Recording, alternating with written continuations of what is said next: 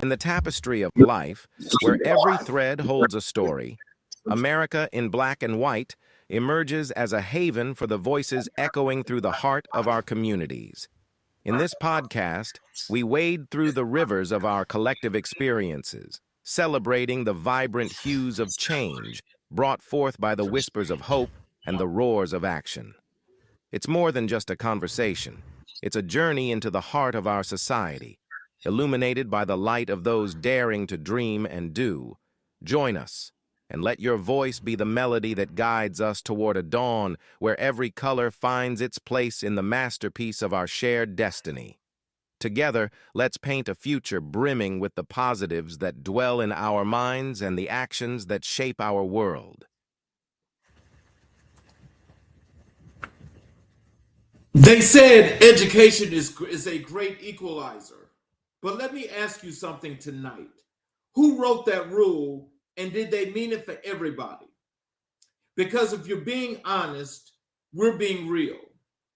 If we're being real, the way this country has historically treated Black children in classrooms, Black scholars in universities, Black educators in faculty meetings has never looked like equality. It has looked like gatekeeping. It has looked like underfunding. It has looked like telling our most brilliant minds that the resources they need are simply not available, that the seats at the table were already filled before they arrived. And yet, there's a lineage, a sacred, unbroken lineage of Black men and women who walked into those broken systems and refused to leave without changing them. From the one-room schoolhouses of the Reconstruction era to the sit-ins that desegregated universities to the HBCU classrooms that became sanctuaries of Black intellectual power, our people have always known what Frederick Douglass knew: once you learn, they cannot take it from you. Tonight on American Black and White, we sit down with a man who carries that lineage forward.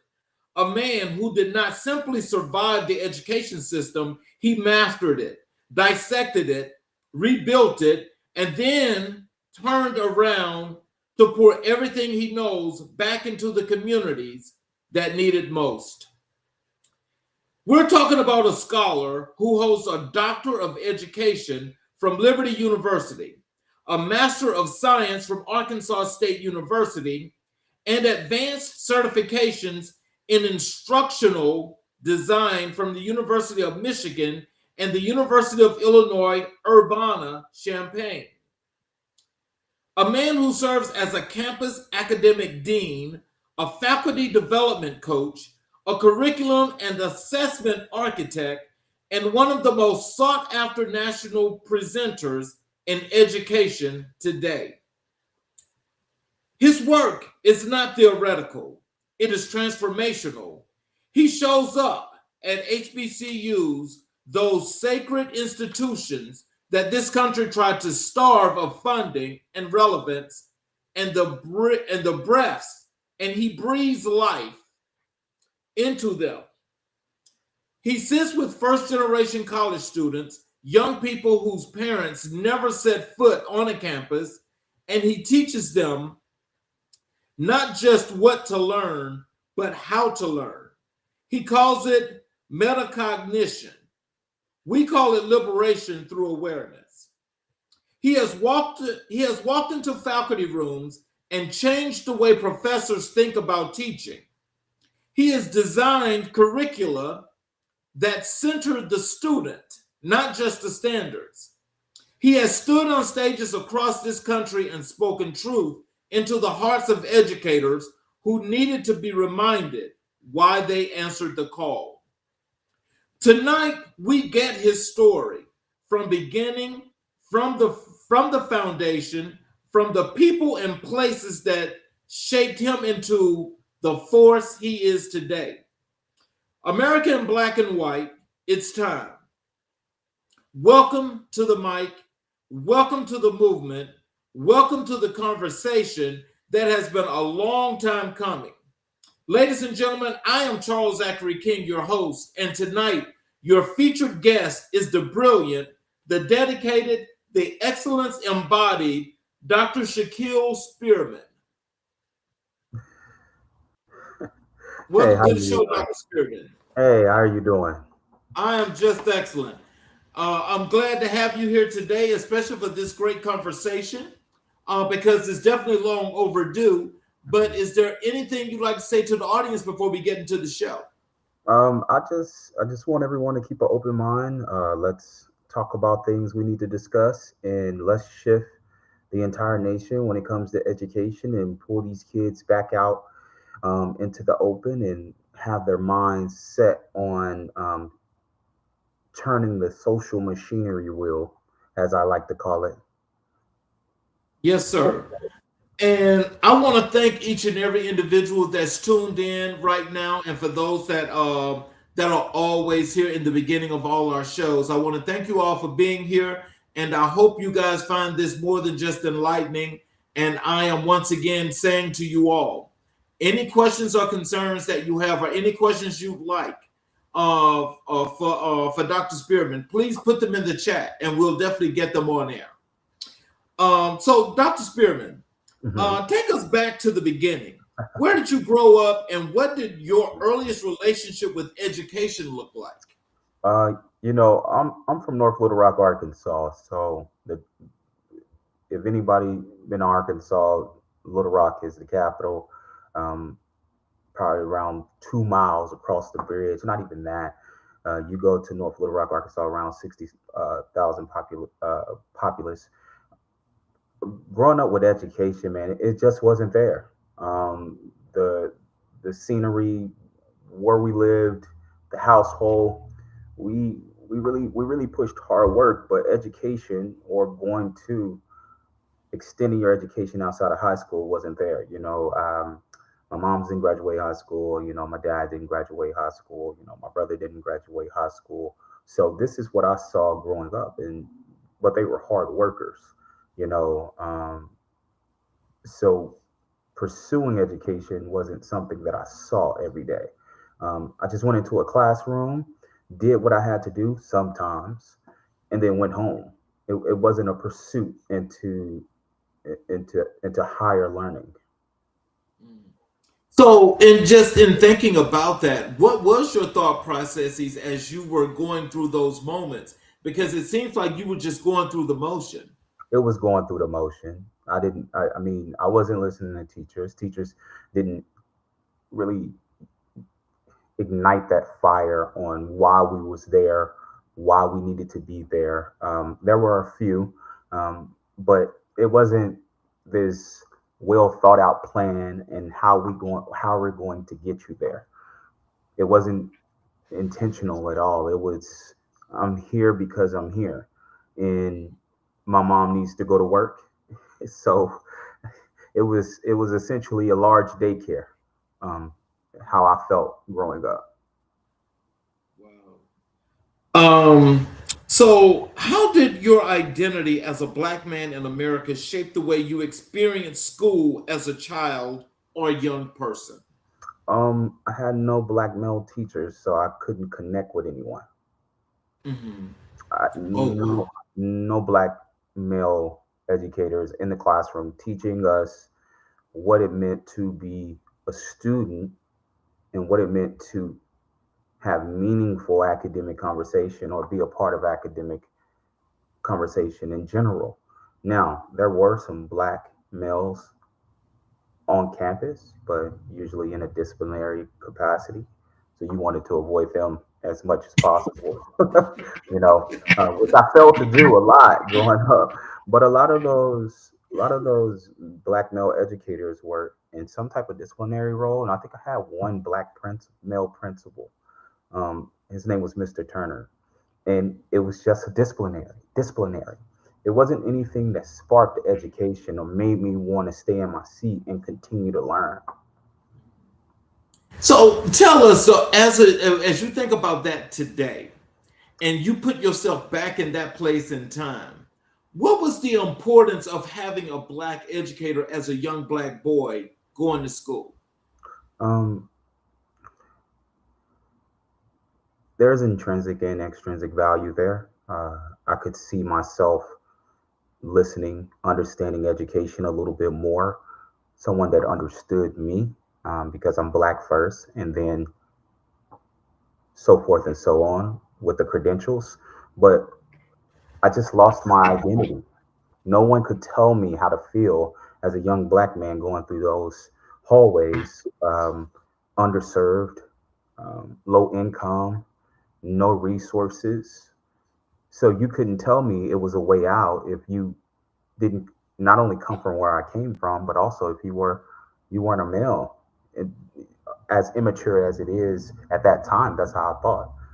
So representation is so important when these children, especially me in that age, throughout my educational journey, on how can I even be better than what I am now if there's no representation of who I am in front of me. Wow, that is so rich. And from all of the black male educators that I've had on the show, you fall in line with some of the things that they say, because what I have also found is that from their experience to now being on that side of being that person that the kids could see, they're getting these extraordinary results where kids, especially the young black boys, Oh you my God. know Oh that my God. they're actually listening and enjoying class. Oh my And God. so as you think about it, I mean, like, and you just, and just as we're talking about this point here, as I just mentioned this, I mean, like, what do you have to say about that? You know what? I don't know everyone's experience, but as a classroom teacher, when I was in a classroom, those were some of my higher performers. Those young black males, young black and brown males, honestly, um, Mhm. they came in ready to work, and I was surprised at first, and then as you kind of have that retrospect and that 2020 vision, well, hindsight 2020 vision, you start to understand like, okay, they see themselves in me as much as I see myself in them. We always want to say, hey, I see myself in you. I want to do so much. But when they start to see themselves in you as the educator, they start to realize and believe in themselves, hey, I can do this. He did this. I can do this. And it's such a powerful thing because it's it's kind of a small fraternity almost when you go in and you see you see your black male uh, teacher, and he know the language. You're like, what's up, man? So what's up? So if I enter your domain, you have to enter mine, and that Yes. exchange is more often not is going to happen. That exchange is going to happen. You enter my world, I enter your world, and we know how to collaborate off of one another because they need to have a self belonging, some Right. efficacy in what they do and how they do it, and where else you're going to get it from somebody that looks like you, used to act like Exactly. and know your background.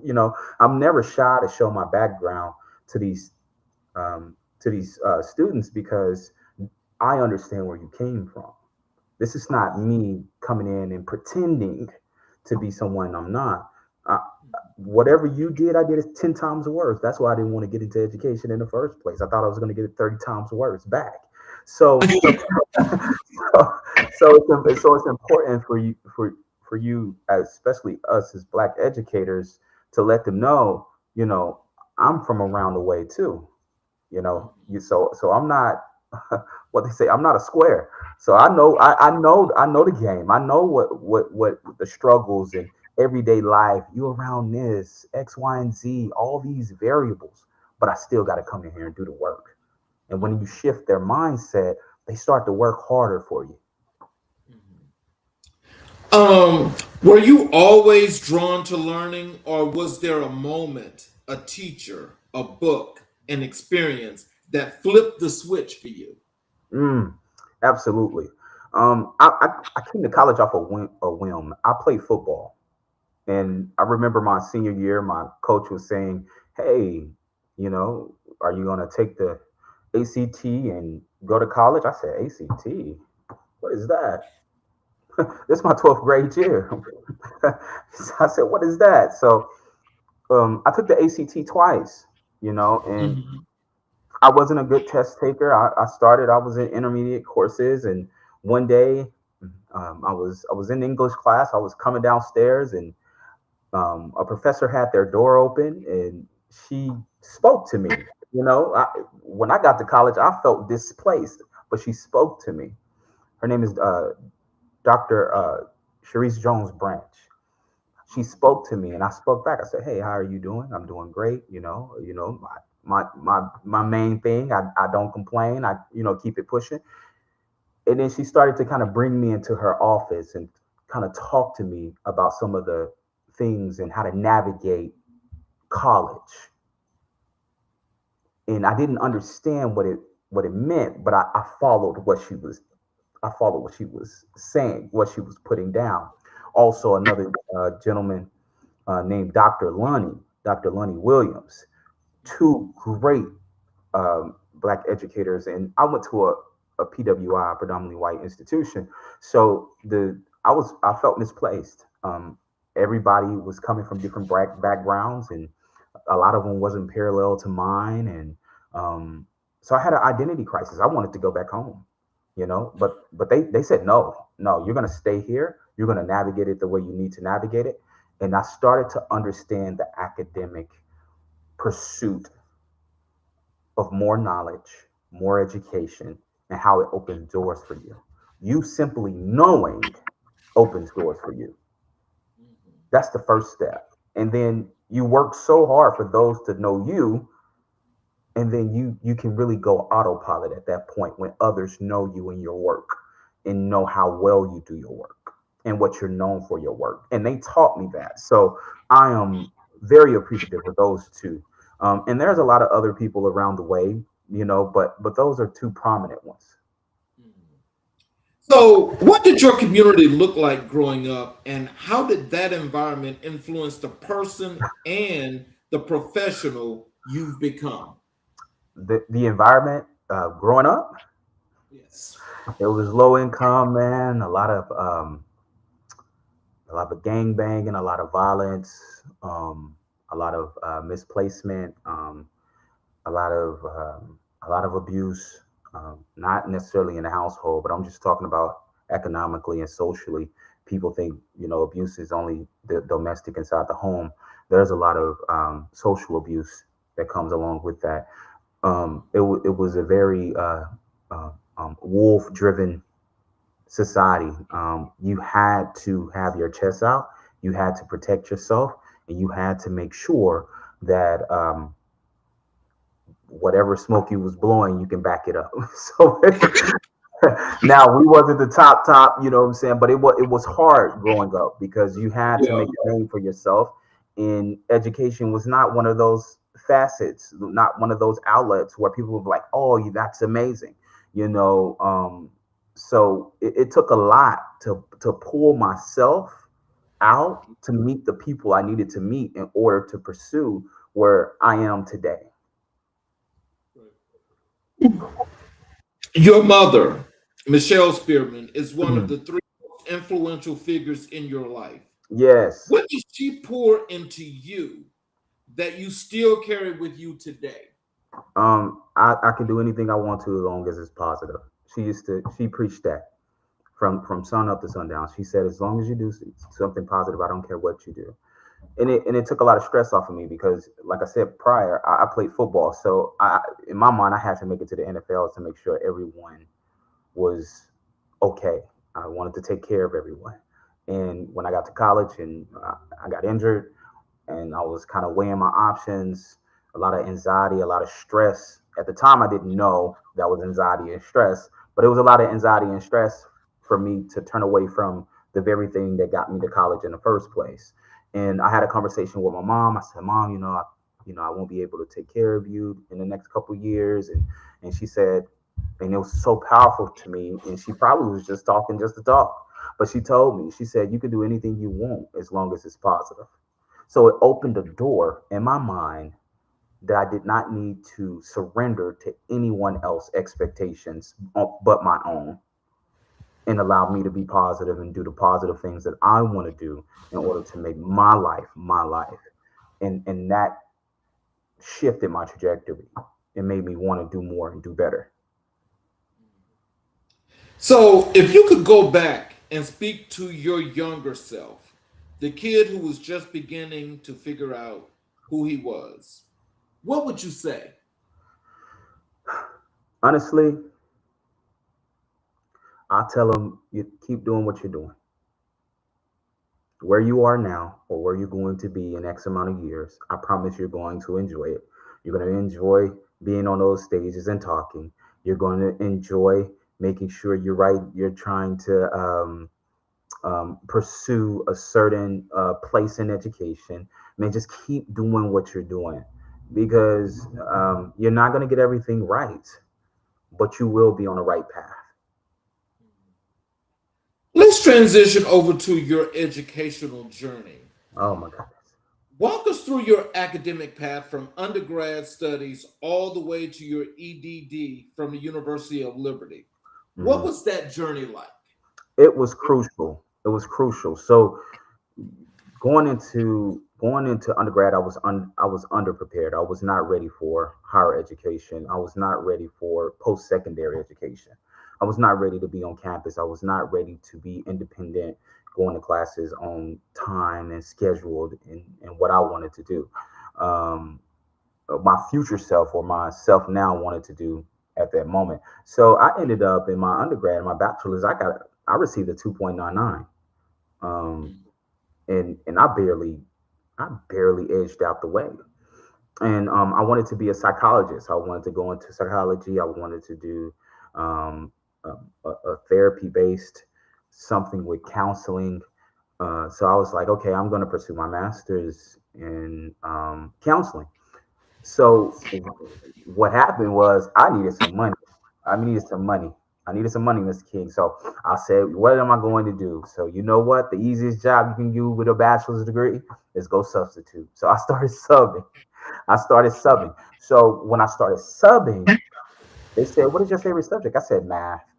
I was like, but I'm getting my master's in X, Y, and Z. They said, no, no, no. Your favorite subject is in math. Let me see if you're confident in math. So they had me teach a class in math, and it went great. So everyone was saying, hey, we're going to put you in math next year. That's what we're going to do. We're going to put you in math. And I am scared to write. I'm scared to write. So I'm like, man, I never taught math. That's like, so I entered a education preparation program, and I taught math my first year. I brought a class over. They were saying, oh, this was a difficult class. So I came in there, they used to call me Mr. Bull, because they was like I was fierce. I had expectations. They said, "Is this a college class?" I know it's eighth grade, but this is you're going to learn here. That class, that first year, um, I had a 98% passing rate. All of those students, 98% of them passed. It was one student that didn't pass, and I remember her name today, and I'm not going to display it. You already know, but it hurt my soul because she worked the hardest, and that's what shifted me. I said, I got to get those 2%. How can I get those 2%? And then that's when I started to go into learning science. I started going into curriculum and instruction. I started going into how to instruct, the different ways of instruction, opening of the minds. And then we had a conversation. The following year, we had a conversation. I was looking at my 2%, right? We know our 2%. We know our 10%. We know our 20%, right? So I was looking at the student. I was asking the student, I said, hey, what is going on? I know you know this material. Why are you getting it wrong? I was like, do you know? And I remember the word. It was ascending and descending. She said, I don't know what that means. Oh, wow. I said, that is from least to greatest, to greatest to least. And she said, oh, I know what that means. Bam, we found the barrier. Academic vocabulary. We found the barrier. Thought, thinking classrooms, academic driven classrooms, students that can be a part of the instruction only because they understand the academic language that's being provided to, from, via instructor. I cannot speak to you about a language that you don't understand the academic vocabulary in. Right. So it took me to a place where, hey, let's drive academic vocabulary, let's drive metacognition. They need to reflect on their practices. Because the only way I learned what happened because we reflected on what her errors. Not because I kept teaching, not because I taught harder. It's because we reflected on her errors. And that's where metacognition comes into play. What you know. Do you know what you don't know? What do you know what you do know? That metacognitive knowledge. So it was a full on sprint from there. Wow. So what drove you to pursue a Master of Science from Arkansas State University, and how did that experience shape your scholarly identity? I thought I was a good writer until I got into my graduate program. Um, they tore my paper apart. I was devastated. I felt bad. I didn't know if I was smart or not. Because back in the day, during that time when I was in undergrad, and I tell people all the time, I was like, we was writing on paper. We was writing on paper and typing in the class, typing on computers. We didn't have no AI thought partners. We had to do it from the from the ground up, and I think that's a kind of like a small missing portion where the productive struggle is lost. But that master's degree showed me that you can never stop improving. You can never stop learning. You have to get better at writing. You have to get better in structuring sentences. You have to get better in speaking. I actually we did comps, masters in my master's degree. We did comps, and I failed my comps. I failed a portion of my comps, and it really drove me to where I needed to be better in displaying, understanding, and talking, and knowing how to hit certain talking points because I failed my comps, I had to do an oral presentation where they asked me questions, and when they asked me questions, I had to know the knowledge. So I needed to understand how to synthesize bodies of knowledge, and I didn't know how to do that at the time. So that was a great experience, and it helped me in my doctoral program where I think I had 1B. So it's funny because I tell people all the time. In my bachelor's, I had a 2.99, but in my doctoral degree, I had 1B, and those courses were much tougher, much tougher. Mhm. But I was prepared for it. So, pursuing a doctoral degree is one of the most demanding intellectual and personal challenges a person can take on. What kept you going when it got hard? Proper preparation. Proper preparation prevents poor performance every single day.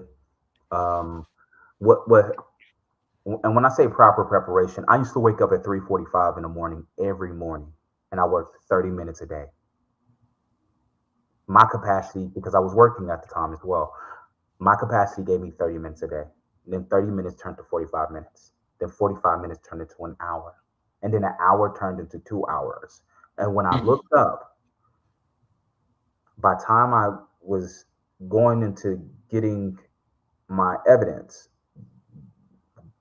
going to do all this research, I was halfway through with my paper. Oh, wow. So steps, because a lot of programs, whatever you choose or whatever you want to decide what you want to write about, or your dissertation or your capstone, whatever you decide to write about, you choose that topic in the beginning.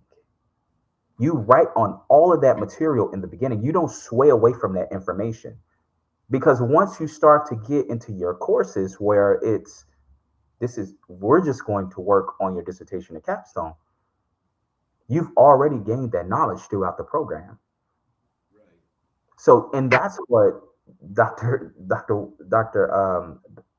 Williams, Dr. Lenny Williams, and Dr. Branch, they always told me that. They said, now don't you go in there talking about you want to learn about you want to talk about or write on the neurological science of the as stupid as, just this huge title where you're not even interested in it, and it's just it bogs you down because we got to read it on it every single day. So you better pick on some. You better pick something you like.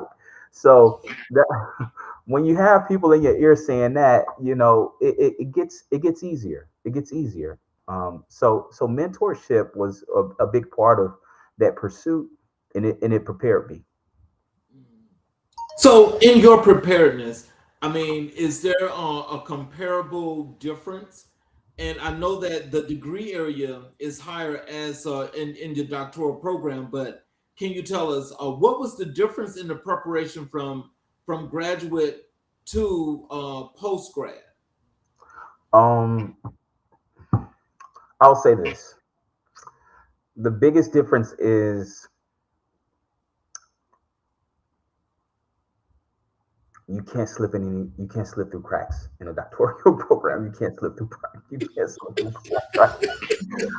It's a course or two in your graduate program where you like, okay, well let's write this and let's do this and let's expand it 5 sentences by repeating about 3 things. Oh no, not in a doctoral journey. No, no. The paper comes back and you see it's 105 comments in there. I'm like, 105, you had it for about 3 weeks. So and they own every single part, every single portion. They say, why are you using this word? This word, I mean, you can use because of what I found out. Academic writing is just it's not big words. It's concise, focal positioning of what you want to say, how you articulate it, and if it's backed by information. That's all it is. Just conciseness, right? Absolutely. I can if I make a claim, can I Right. bring can I bring research to make this claim? Not necessarily correct. Can I make a strong claim by research? That's all it is.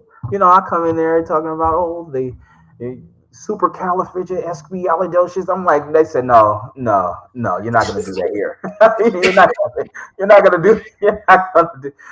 gonna do that here. So it was an eye opening experience. Like I said, you can't fall through the cracks in a doctoral program. And like I tell people, as much I am AI and centric as I would say AI is a great tool if you know how to use it as a thought partner. But I didn't use AI during that time when I was getting my doctorate. So it was through the muscle. I was talking with myself. You think you're going crazy in that room, man. You're like, huh? Like, you know, you had to be your own thought partner, man. At times, man. It was unique and it was fascinating. And like I said, as long as you're using that AI responsibly, I think you'll have a great thought partner. But when I was pursuing, I didn't have it. I didn't know much about it, honestly. Wow. Um, so, talk to us about Dr. Lonnie Williams, your mentor and professional inspiration. What did he see in you before you saw it in yourself? He told me. I remember one time. He made me understand how intelligent I was and the potential I had. It was a 1909 scholarship, and he was saying, "Hey, you need to apply for that scholarship." And I said, I read the criteria, and I was like, and I told Dr. Lunny, I don't think I can get this. He tore into me. He tore into me like I was, and it was so professionally though, So he wasn't sitting there yelling. He was like, "Now, who told you that?" He made sure he made sure I knew that I was following him. We were not Mhm. peers. Right. Go apply. Watch what happens. I applied. Wow. I wrote my letter. I submitted my transcripts. 4 weeks later, I got the scholarship. I got the 1909 scholarship, and I go into this um, quote unquote, space where only a few people have earned this scholarship. It's dozen hundred people. in the history of the college, right? You got your little name on the plaque, you the 1909 recipient. And I asked myself, and I asked him as well, I said, well, what did I do to deserve that? And he started listing the things that I was doing. I was a junior that year. He started listening to things, man, you was a chancellor ambassador. This is what you did here. This is what you did here. This is what you did here. So he made sure I understood that pre-work is going to come to a point where you go to a space where you don't think you're qualified, but you already completed 5 years of it in that one application. That one application is just going to be a reflection of what you've been working on for so long. So he showed me the importance of groundwork. You Wow. Prior to the goal, the groundwork is essential. And if you don't look back and reflect on what you did or what you have completed or what you've done, you've lost some of what we call um, that that efficacy. Like, hey, I know I've done this. I know I can do better. That confidence in yourself because you've done the groundwork. So you always got to look behind sometimes and reflect on what you've accomplished. Like, Wow. So, as you think about that, and some of the students that you've actually run across, what do you do to help them of this self-assurance? Because I know that is one of the things you've got to be most proud of for yourself.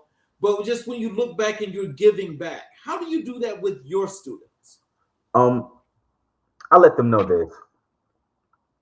Whatever you know, it's because you've been around it enough. And whatever you don't know is because you haven't been around it enough.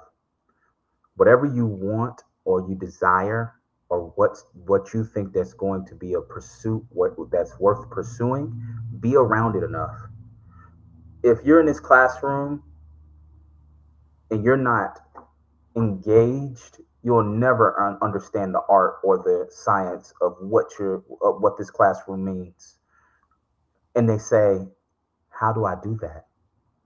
And there's another bridge. So I teach them how to be better students because we have this as educators, we have this thing in our minds like you should have known this by the time you got to my class. No, I don't care what you know, I don't care what you do know.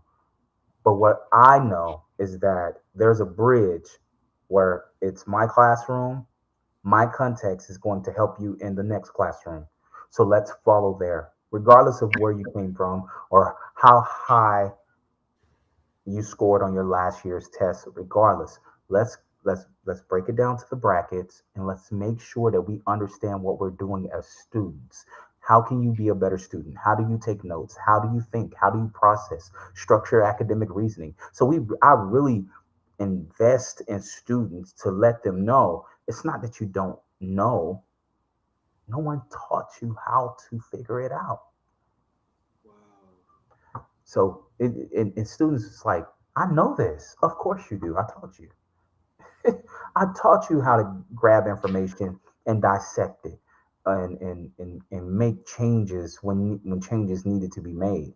When they independently do that and reflect on it, their confidence goes through the roof. Right. Dr. Sharice Branch is described as an academic role model and guiding force in your life. Mhm. How has her example shaped the kind of leader and scholar you aspire to be? She made me a writer. She's a Mm, writer. hmm. She's an amazing writer. And I don't give compliments like that. She's an amazing writer. Um, she has always, throughout my time wanting to be an author, writing position papers, writing research papers, I will send it to her. It'll be so much red marking on there. And she lets me know, hey, we got to do better than this. Well, this is what I see. She gives me so much constructive feedback that when I'm looking at my material now, I know where I'm going. I know how to write in a fluid pace. I understand, oversaturating paragraphs. She has really taught me how to be a great writer. I'm still pursuing that greatness, but she has really placed an expectation on me to continue to rise as a writer. And I talk to her. I try to get into her planning time monthly so I can speak with her and talk to her. And she always gives me little nuggets about, if you have a claim here, what's the backing? What's the research? Your claim is too broad here. You need to make sure it's more focal. So she has always helped me understand writing and how to get better as a writer. Oh wow. I'm gonna tell you this. As I was going through my educational journey, I will tell you that is the one thing. This is my right hand here. I have never, I promise you, I've never had that kind of support, like you mentioned, Mhm. from these great professionals. And and I always say for those that run across that's here on the show, and I'm always thinking to myself, "Oh my God, what my life possibly could have been like, had I had that kind of support with this same spirit today." Oh my God, that is like excellent. And you've got somebody that's in your corner. And see, this is what, when we talk about education, these are the things that our kids need Oh, today. absolutely. And so when I look at you, I'm sure that you're doing this for your students. Oh, yes. Oh, yes. I'm doing this for every student that comes from the same background as me, same students that look like me or don't even look like me, but mostly look like me. I want them to look at me and say, if he can do it, I can do it. I love that. I love when students tell me that. I love when those black and brown young men say, hey, if you could do it, Dr. Spearman, I know I could do it. Absolutely. And I'll meet you at the top because the bottom is overcrowded. I tell them all the time. I meet I you at like that. the bottom is overcrowded. And that's just the pursuit of excellence. Excellence. The pursuit of excellence is lonely. Those early mornings or those late afternoons or getting X amount of episodes on one of the trending most upcoming coming podcasts. This is not nothing that is normal.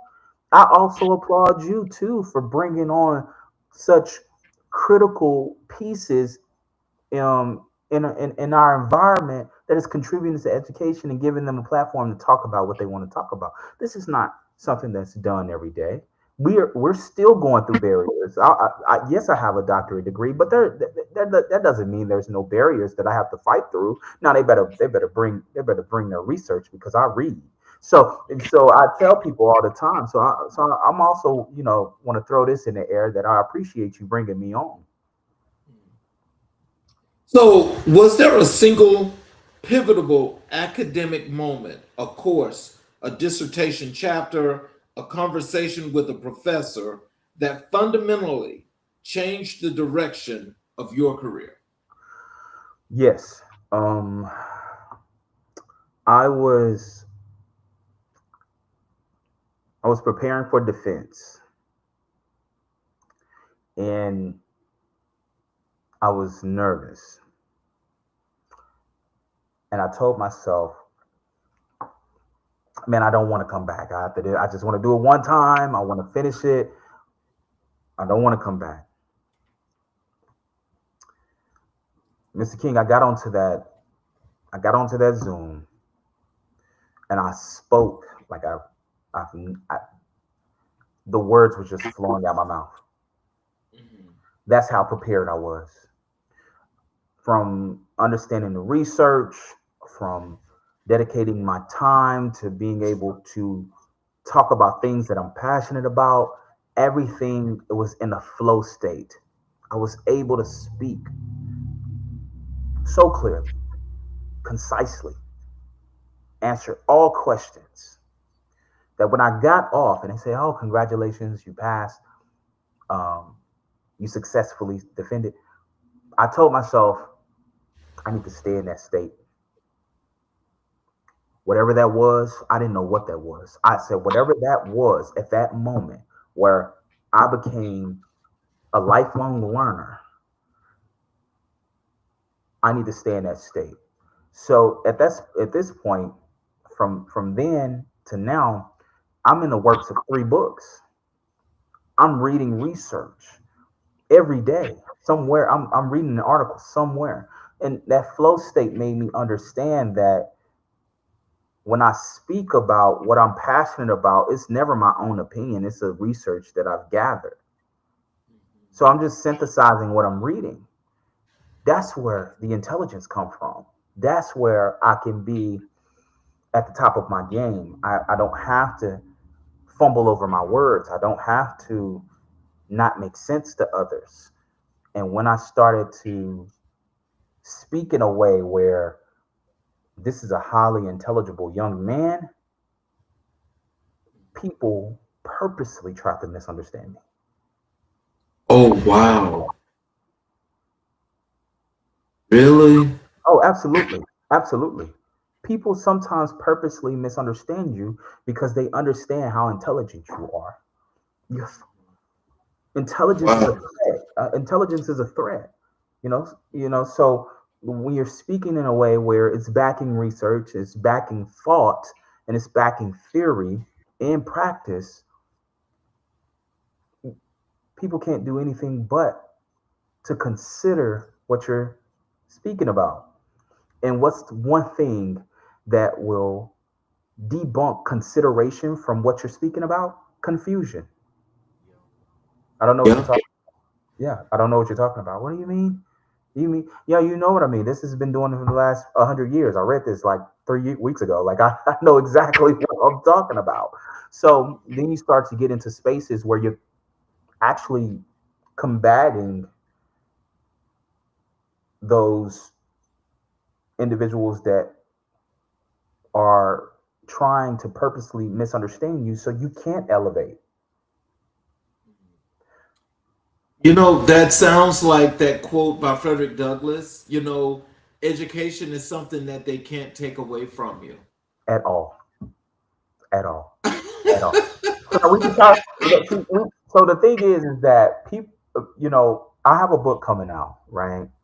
And Okay. at this point, me personally, I'm looking for publishers, right? And it's so difficult because I am highlighting that Brown versus the Board of Education. Um, Ooh, um, okay. and we're talking about the black economics and what happened afterwards, the displacement of around 100 200,000 educators, um, Mhm. nearly a billion of funding just gone out of the community. And it was interesting to me, and I wanted to talk more on it. And I come to find out that now, watch it here, and we talk about um, systematically being intentional about what you're trying to do.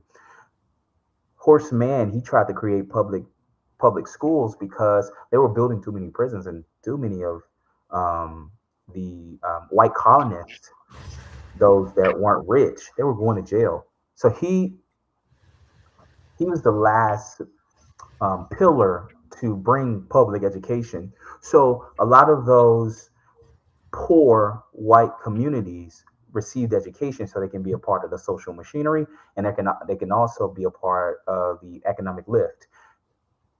They said public education was the key. Education in general was the key, and they wouldn't have to build that many prisons. So if this theorist, hundreds of years, about 100 years ago, 100 and something years ago, said education is the reason you can be a part of society, and it's a preventable measure for a student or a person to go into prison. Why is the prison of pipeline theory so thick in the black and brown communities? When you already know this theorist and this political activist, 100 and something years ago, told you that public education and sufficient education will is a preventable measure for them to not go to prison because they were building too many prisons for those communities to not go. once you start reading and understanding and knowing this research, you start speaking a little differently. You start writing a little differently. You start understanding a little differently. And the intentions, you understand people's intentions when you read enough.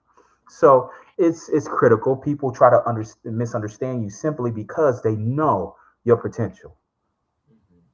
They know your potential.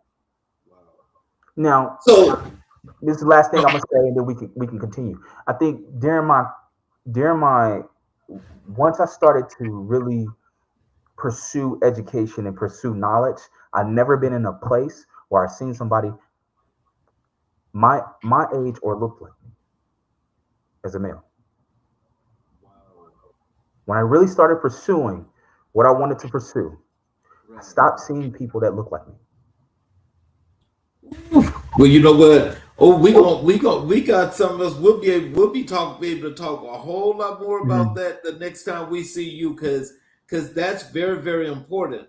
And I Mhm. can just imagine as you're saying that out loud. And I think for the folk that are out there listening, they should take heed to that because that's like what you put a pin in it. You put a pin in that. That's a keynote. Yes, and you have to continue to pursue, and you got to Yes. continue to make sure that. Now, I wouldn't say that everyone is out to get you, but I will say this: it's really uncommon when you go into a lot of spaces and you're highly educated and you want to pursue something better. Everyone is not going to be with you, and everybody's not going to be against you. But that percentage, sometimes one outweighs the other. I believe me. I believe I you. already know, you know. Let's transition over to Mm. your work here with curriculum and your assessment mastery. Okay. Assessment is one of the most debated and often misused tools in education. Hmm. How do you define assessment literacy, and why does it matter so much? Um, one of it's accountability. Assessment is accountability. Are the students learning, or the educators teaching? Assessment is accountability. What the glaring gap is, there are not enough classrooms teaching students how to test and be assessed. You want to assess them on content, but they can't even get part of reading the paragraph, or understanding what this test is asking me. So that's the first barrier. Before they even read the content and know whether or not they know how to compute, or whether or not they know how to synthesize certain materials, they need to know how to learn how to take a test. So that's assessment literacy, knowing how to approach assessments and being knowledgeable enough when you're being assessed what this assessment is asking you to do, or what is it measuring. Now, assessment literacy also can be a claim where this is an opportunity for educators to get better, and that's not always the pursuit. If I receive um, if I receive an assessment and only 45% of my students pass, I'm looking at the remaining and saying, what did I do wrong? What are they missing? Is it the assessment strategy? Is it content? Is it my instruction? Or is it the assessment in general? So that everyone doesn't have the capacity once they first enter a classroom to take a 10-question test, a 20-question test. Yeah. By the time the end of the year, you're taking a 42-question test. Where is the assessment fatigue come into play? Why don't we talk about that? Why don't we talk about assessment endurance, building the assessment? Starting out with 5 questions, then going to 7, then going to 9, then scaffolding, going to 10, going to 12, so we can build their assessment endurance. See, we don't talk about those things because those things aren't talked about enough. Why do each student get the same test throughout the entire year? Why tests aren't differentiated? So assessment literacy is much more than whether or not a student can take the test. It's the different components to make assessment a real measurable thing. So when we talk about these tests being polarizing to black and brown students, that's either male or female, Oh and we yeah. talk about the difference in the structurality of these tests. When going back to what you just mentioned about how the testing is done, but also the purpose of assessment, how do you bring these kids up to par to prepare for that? So a few things. Number one, I try to gauge what they can and can't do. My expectation is to not meet you, but to pull you to where I need you to go. My expectation is high. It's not that I'm not going to meet you where you need to be. It's just the fact that I'm going to pull you up to where my expectation is. So they have to have in their mindset. It's mindset first. Am I able to do this? Yes, you are. So the first thing we're going to do is we're going to gauge whether or not you know how to read. Right. You might be a Okay. great mathematician, but if you do a real world problem and they give you an entire paragraph or two to decipher, and they get it wrong, what do you say? What's their measurement? Oh well, they don't know math. No, that's not the case. Sometimes they have trouble reading. Sometimes, how we said earlier, where the young lady didn't know the difference between ascending and descending. It's those barriers that exist in in an assessment. I had a student where she understood and know how to do scientific notation, but she didn't know the definition of scientific notation. That's a major difference. Yeah, it's a huge difference, but that type of literacy needs to be addressed. So that's what we address. We address the literacy of the content. How in my classroom, and I encourage instructors to do this. I encourage teachers to do this in the classroom. eh, the first month and a half, we all took the test together so I could show them how to strategize in testing. I can't explain. Yeah, you have to. We have to understand these are children. These are kids. So you're telling me a kindergartner, first grade, second grade, third grade, fourth grade, fifth grade, only 6, 7 years, 8 years of experience in education and public education or any type of traditional educational system. They should master testing. No, that's a bit extreme. That's a bit extreme. I mean, we've been in our careers for 10, 20 plus years, and we still haven't fully mastered everything. But we expect these kids to master testing. Okay, I got it. No, I got it. I see the implications. So when I go into my classroom, we're going to take a test together for the first month or two.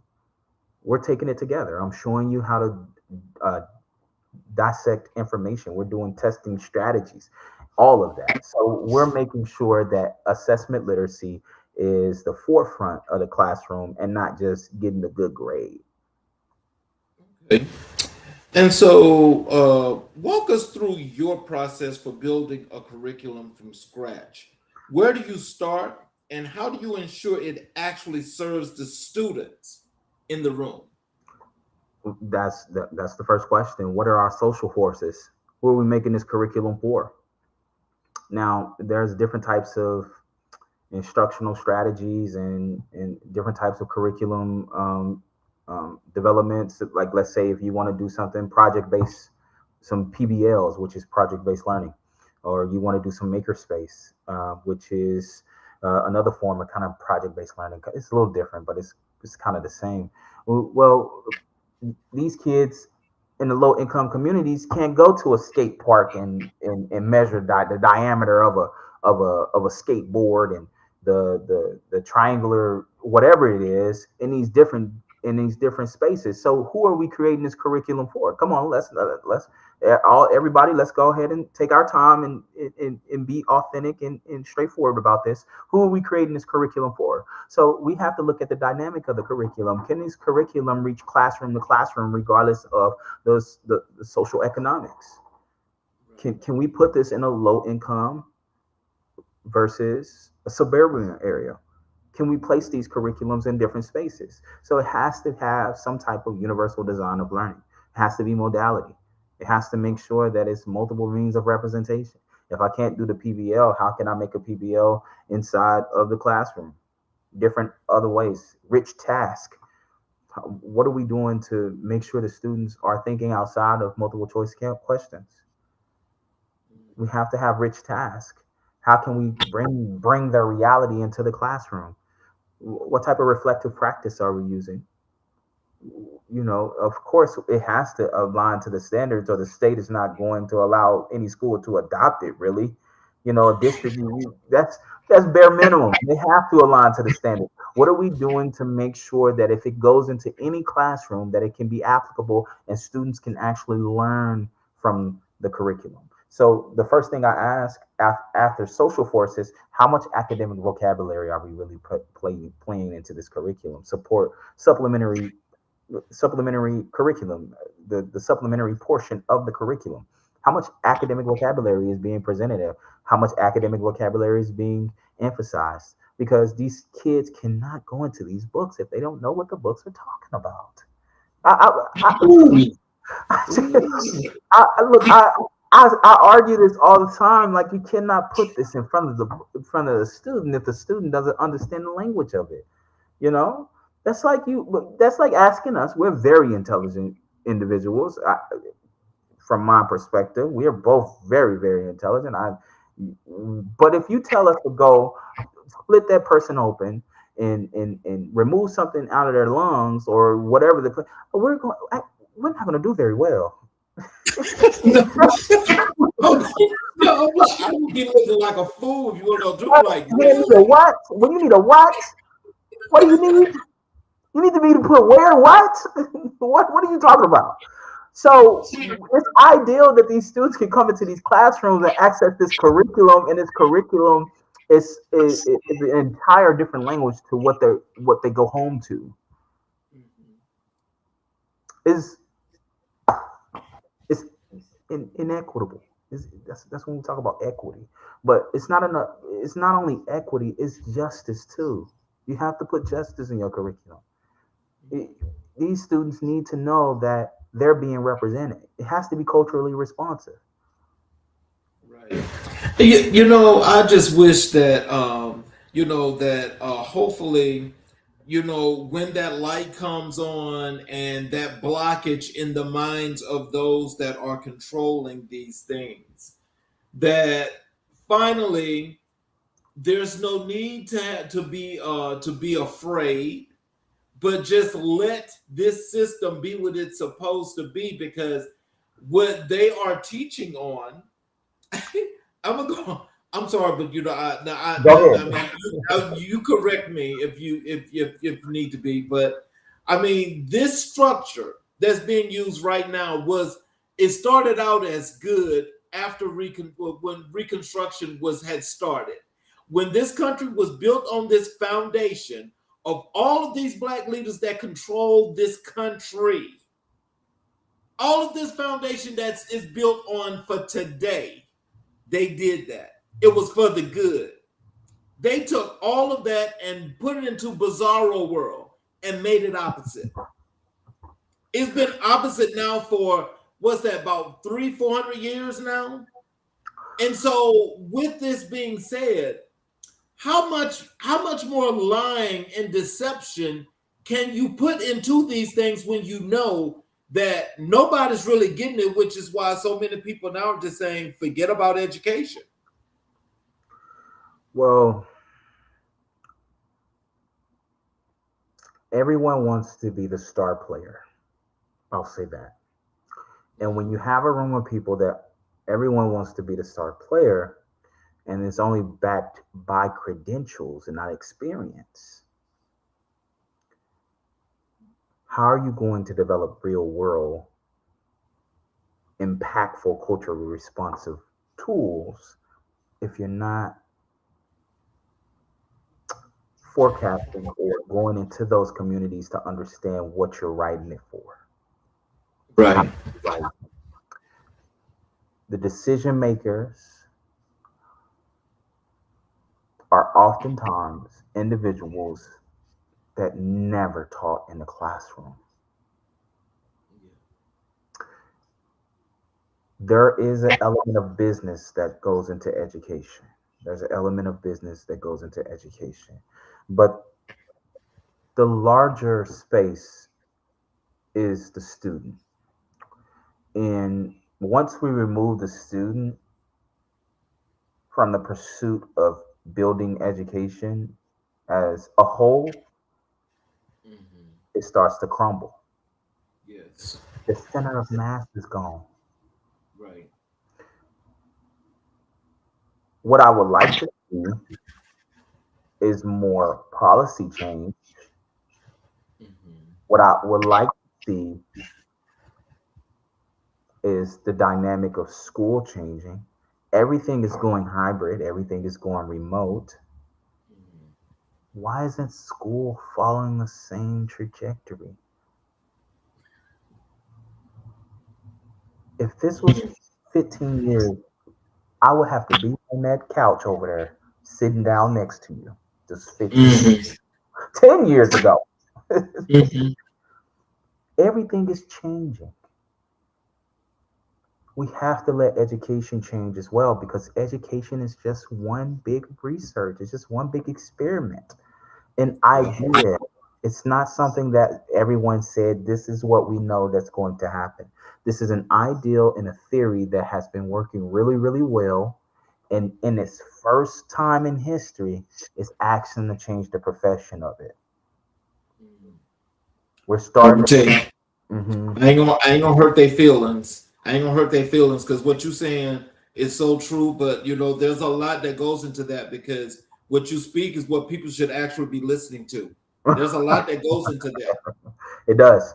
It does. And when you go into a space where you know the students are struggling and their only support is after school tutoring from 4 to 5, but they don't have a ride home. Hmm. Now everywhere else, Exactly. now everywhere else, we have all these tutoring centers, these centers of engagement, the center of learning, the Kumans, the mathesiums. They have all of these things. Where are like where are they in low income areas? Exactly. Can't say that too loud because they're gonna say, "Hey, what you mean? Like it's right?" No, no, that's 10 miles away, man. My mom thought 10 miles was a grip back in the day with that little Buick. It was a grip. So we have to make sure that they like we understand that academic or being able to have access to that support is there. It has to change. After school tutoring is not. I want to go into a space where it's air conditioner, different people, and professionals everywhere, and it's a room full of my peers, and we're writing and we're doing all of this thing. Why only in the low income community tutoring means that you're dumb? Let's see. Ooh, that's one of those things again. That's something we'll Why is have to that have that stereotype? discussion Why is it stereotype? because mm, It's- I haven't defined Low, this out. I've been in education for almost 20 years. Why only in the low income communities tutoring is seen as that you're dumb? Anywhere else, it's like, oh man, this is for me to get better. This is for me to excel. This is for me to, I need this. Let me go here. Let me go here. In the low income community, tutoring saying it's a stigma. Why is that stigma there? Who created that stigma? I don't know personally, but I promise you, if I read enough, I'll find out. But who created Mhm. the stigma? We have to Right. shift that. This is where education needs to change.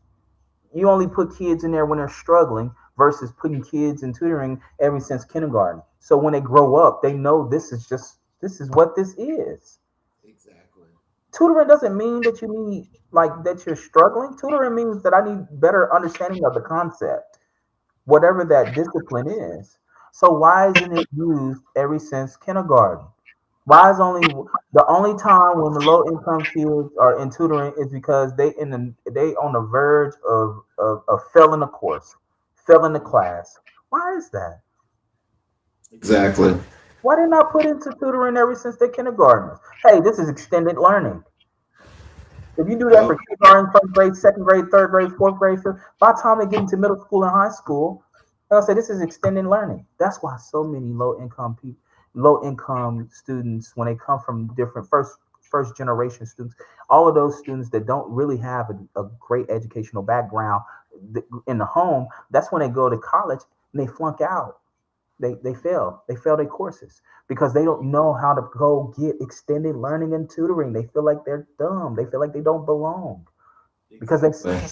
somewhere they told them, somebody told a student or created an environment that says if you need help, then you should, like, you don't know it, you shouldn't be there, you get displaced.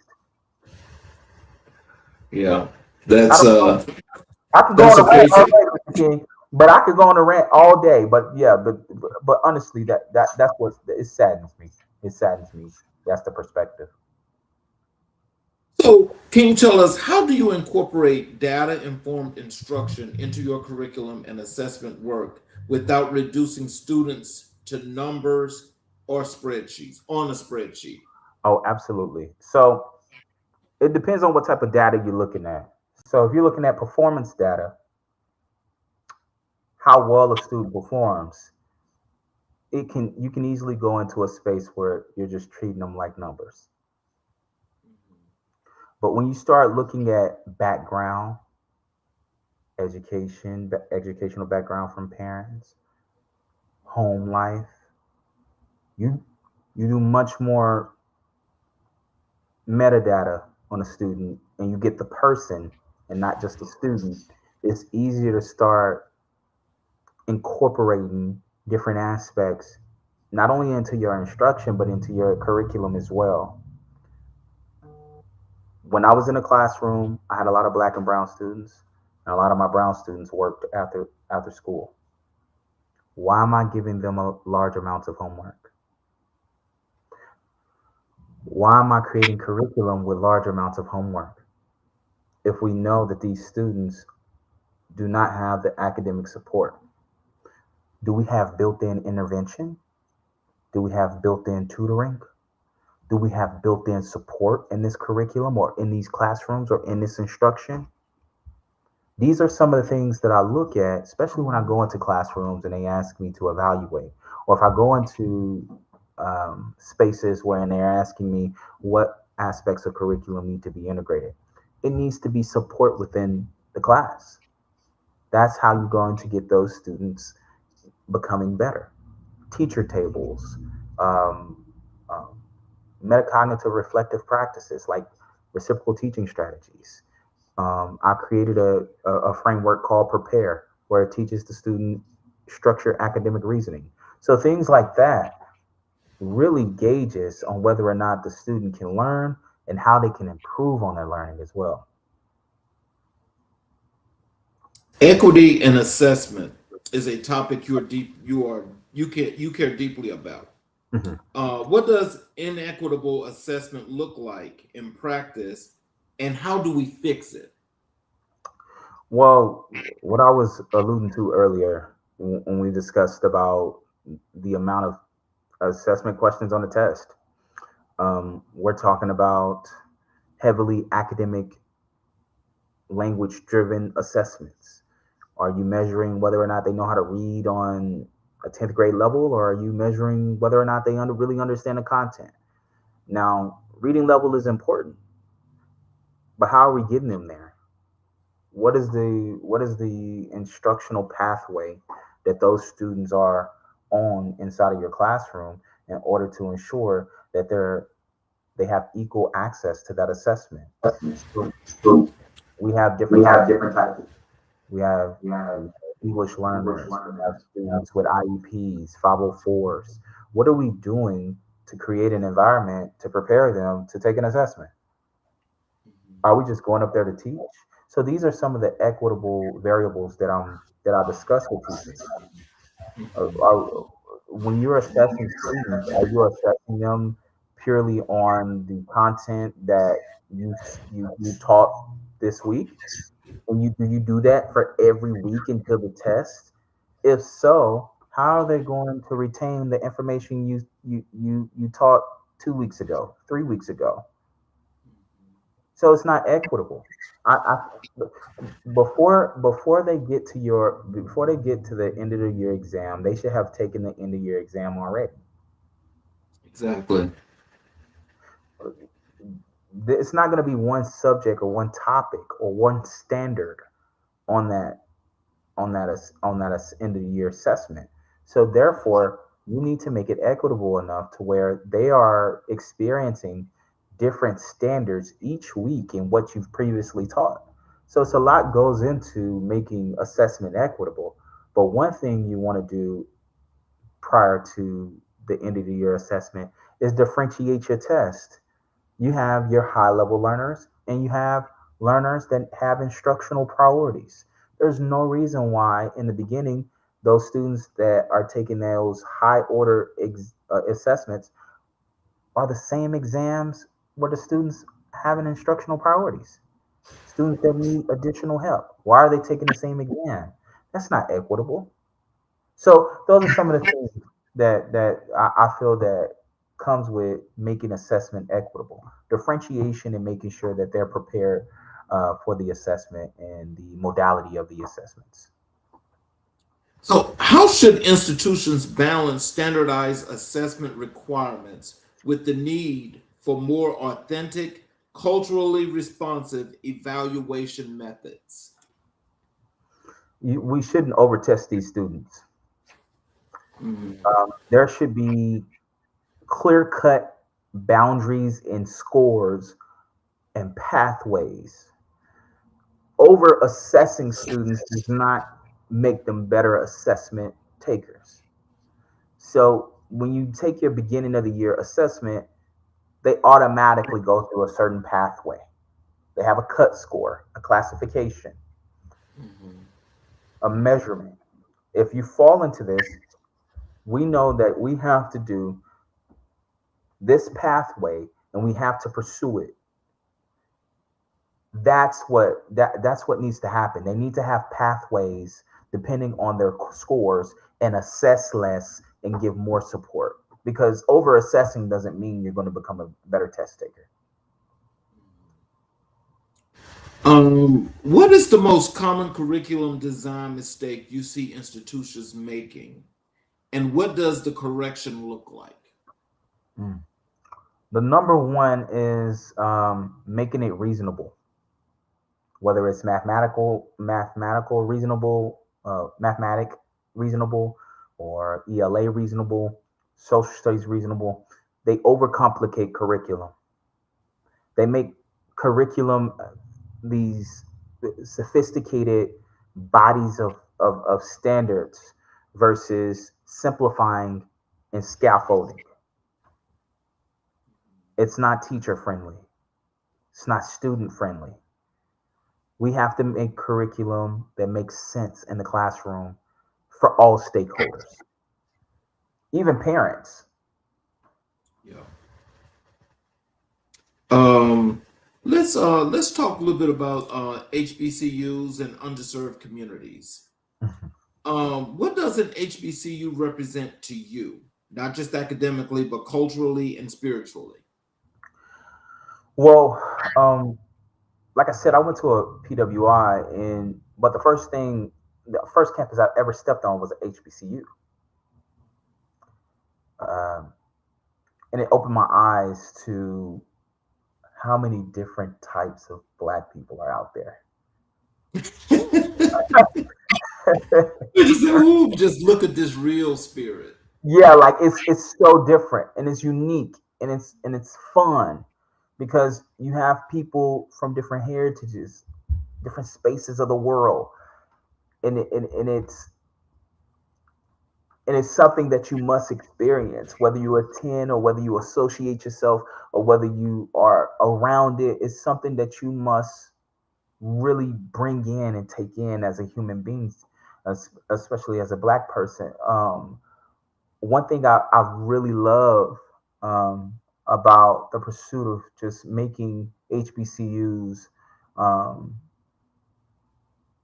a center for higher learning and a safe space is that these are the colleges that was giving us opportunities when no one else could.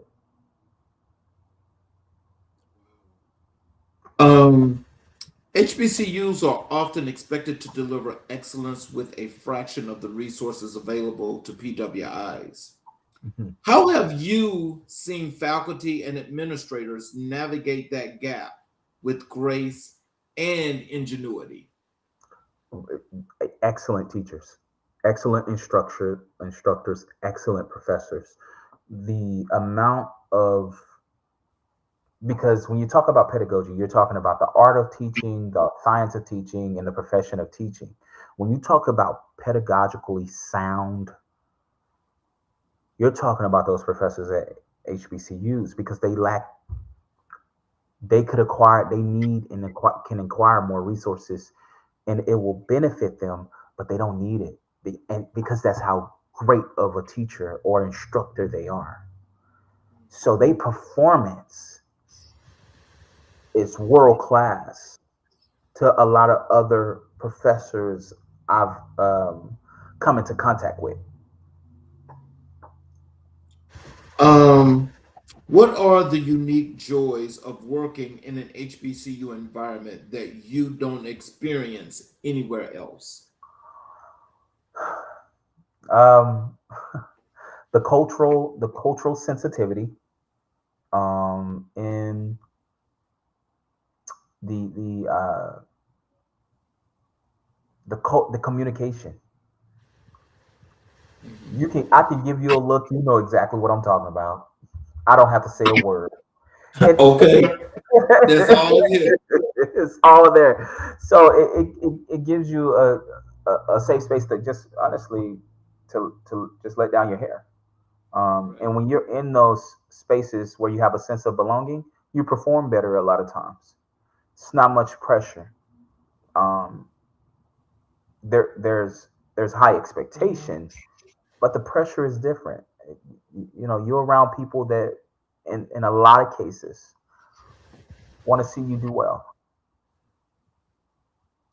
Um, when you work with first generation college students, what do you find they most need academically, emotionally, structurally that institutions often fail to provide?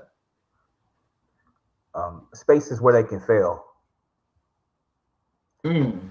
A lot of first generation college students believe that they have to do everything right. They have to get everything 100%. They cannot fail anything. So if you give them a space where they can fail and learn from their failures, then they'll do much better than what's currently out there now. Not being able to fail or feeling like you can't fail, it's too much pressure on an 18-year-old that just came from high school with standard blocks. Um, there's and they should all, honestly, I think all of them should go in with a mentor. If you're a first generation college student, you should go in there. You should be assigned a mentor, and I'm not talking about a peer mentor. I'm talking about somebody that is the graduate dean, somebody that's the vice chancellor. I mean, these are the people that I pursued. I met Dr. Branch is a graduate dean. Oh, Dr. Lundy, wow. a vice chancellor. You know, these are the people that I was around. So it wasn't, and I'm not saying peer mentorship is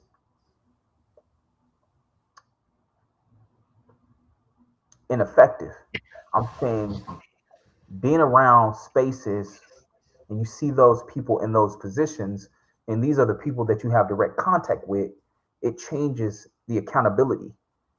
You know, um, if I had a peer mentor and I seen you at a party Friday and you in there with me, what, what are we doing here together? You know what I'm saying? You know what I'm saying? No, I'm a realist. I'm a realist. You know, what are you partying to the same songs I'm partying to? You know what I'm saying? Okay. Look, you out here getting it in. Yeah. How do you advocate for underserved communities within systems that were not originally built with the communities in mind? Do I advocate? Yeah, I said, how do you advocate Mhm, for underserved communities within systems that were not originally built with those communities in mind? mhm. My first avocation is making sure that I stay true to myself when whatever space I go into. Representation matters. I do not want to change myself for no one because I've reached a certain space in my career. The second, if you keep bringing it up enough, they'll listen. So like I said, I just left a symposium where we're talking about majority of those students that were going to redevelopment or developmental classes going into college, bringing up the fact that a lot of those students, if they just go, they skip the developmental courses and go straight into um, core courses, that they'll be more successful. So bringing it up during policy change meetings, bringing it up and writing position papers on it, bringing it up and writing books on it, making sure that you're going into those communities and volunteering and making sure that you're a part of those organizations that have a direct connection to those people, being a mentor yourself. Those are some of the ways that I advocate for those spaces. Final question for you. Mhm. What is your message to the policymakers, donors, and decision makers who hold power over the future of HBCUs and the students they serve? Go visit, go visit, go visit frequently. I'm not telling you to go visit and go to the top office. Go visit on the grounds. Go visit in the classrooms. Go visit those professors. Go visit those students. Talk to those students. You can't get real time data from bodies of populations that don't experience what you're trying to change. Yeah, that's kind of like we have a lot of that now, so we definitely don't want that to continue. Absolutely. I remember my mom loves cooking, and she'll ask us what we want. She asked my brother, what y'all want to eat. Um, and I remember one time he said lasagna. I didn't say that. Y'all didn't ask me. Y'all didn't. Hold up. Y'all going too fast. Y'all making these changes. Y'all making these decisions. Y'all don't have my opinion yet. So I think it's really important to go get those opinions of those people that are actually experiencing the culture, the community, or the surrounding areas. There should be so much more money going into those student living conditions. There should be so much more money going into those environmental to the academics. There should be so much money going into safety. Nobody talks about the safety of those campuses or the lack thereof. It needs to be more. We can do more. We can do more. So, in closing, what is the words of wisdom and encouragement you'd like to leave for our audience? Tell them how they can connect with you via social media, your website, all of those good things that you'd like for them to know.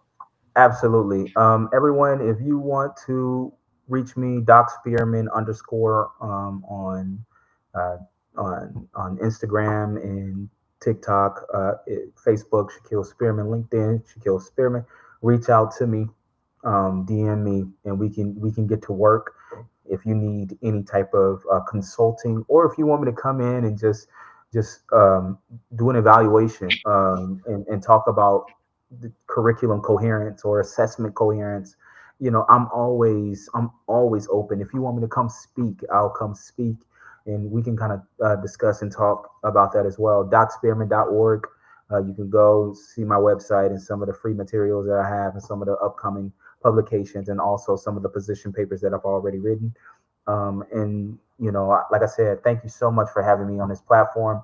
Um, and please, all viewers, if you need anything, if you just need consulting, especially in the K-12 space, if you need free consulting and you want me to come and put fire to the feet of those schools about equity I will, because I don't know them, they don't know me, so we can. I'm ready to fight for anyone and everybody, especially in those communities where they need voices. So, in closing, I'm getting ready to close. When I do Mhm. close the show, if you could stick around for a few minutes, I would definitely appreciate it. Absolutely. Um, for those of you that are watching and have watched us throughout the entirety of the show, I appreciate your support again. For those of you that are watching, especially on any of our YouTube channels, if you have not yet subscribed and enabled all notifications, I ask if you would please support us by subscribing and enabling all notifications, where you get all shows live, and you're also able to go back and watch any and all of our previous recorded shows with all the great superstars that have been here, that's left words of wisdom for each and every last one of you to help in building communities, but also unifying. So, in closing, I have this monologue that I like to close with. You know, there are conversations that inform you, and then there are conversations that transform you. Tonight was the latter. Dr. Shaquille Spearman sat with us tonight and did what only truly great ones can do. He made the complex feel accessible, the academic feel human, and the personal feel universal. I want to call out a few moments that I know are going to stay with me, and I believe they'll stay with you too. First, his reminder that metacognition is liberation. Teaching students to think about their own thinking is not a strategy, it is an act of radical empowerment. When we give our students the tools to monitor their own learning, we're telling them your mind is capable, your process matters, and you have the power to adjust your own course. That is education in its highest form. Second, his reverence for HBCUs. He did not romanticize the challenges. He named them clearly and then pivoted to the beauty, the culture, the community, the irreplaceable sense of belonging that HBCU environments offer students who have too often been made to feel like outsiders everywhere else. That hit different tonight. Third, the way he spoke about equity in assessment. Assessment should reveal what a student knows, not punish them for for the resources they didn't have access to. That sentence alone should be framed in every faculty meeting room in this country. And fourth, his vision for the next generation. He is not building for himself. Every degree, every certification, every conference stage, every faculty coaching session, it is all in service of the student who comes next. That is the mark of a true educator. To our AMIBW family listening tonight, this is exactly why we do this show, because these conversations don't just fill an hour, they feel a need. The need to see Black excellence reflected back at us. They need to know that our educators are warriors, our scholars are builders, and our community's future is in extraordinary hands. So share this episode, send it to a teacher you know, send it to a student who needs to hear it. Post it, tag it, talk about it at the dinner table. These are the voices that deserve amplification, and you are the reason why they get heard. I'm your host, Charles Zachary King. This has been America in Black and White, Season 4, Episode 117. We illuminate, we amplify, and we never, ever stop changing the narrative. Good night, stay excellent, and keep showing up. And join us again tomorrow night for another excellent